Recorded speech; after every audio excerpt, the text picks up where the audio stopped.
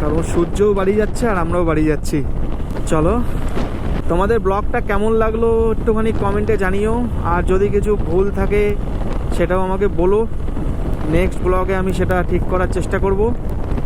আর একটা জিনিস কি, একটু সবাই সাপোর্ট করো, তার কারণ তোমরা যদি সাপোর্ট না করো, তোমাদের ওই একটা লাইক, একটা সাবস্ক্রাইবার, একটা ফলো, একটা কমেন্ট আমাকে খুব মোটিভেট করে, খুব।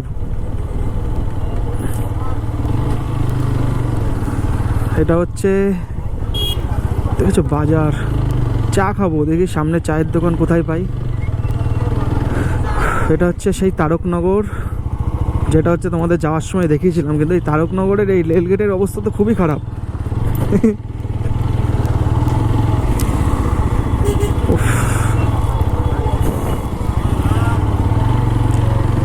সামনে কোনো চায়ের দোকান থাকলে চা খাবো একটু, কিছু করার নেই, আর পাচ্ছি না। ওকে চলো, বেশি বকবো না, তোমরা চলো সাথে।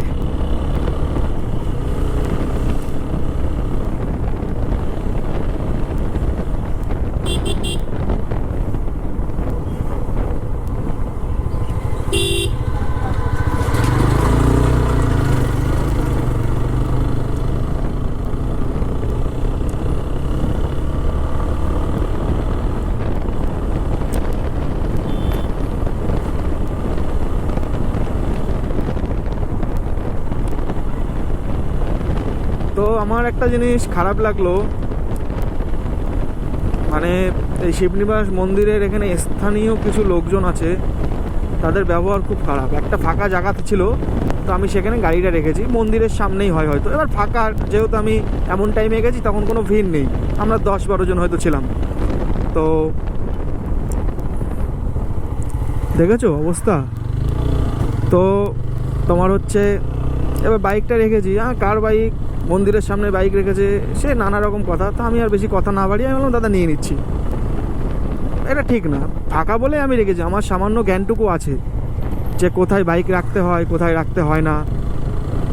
ওই ব্যাপার আছে, ওই দেখবে লোকাল ছেলেপেলেদের একটা ব্যাপারই আলাদা। ঠিক আছে, তুমি কোথাও যাবে, সে যাই হোক, ওইসব নিয়ে কথা বাড়িয়ে লাভ নেই। তোমাদের ভিডিওটা ভালো লাগছে আমি এটুক জানি, আর আমার ঠান্ডা লাগছে। তোমাদের ভিডিওটা ভালো লাগছে আর আমার ঠান্ডা লাগছে, সিরিয়াসলি বলছি।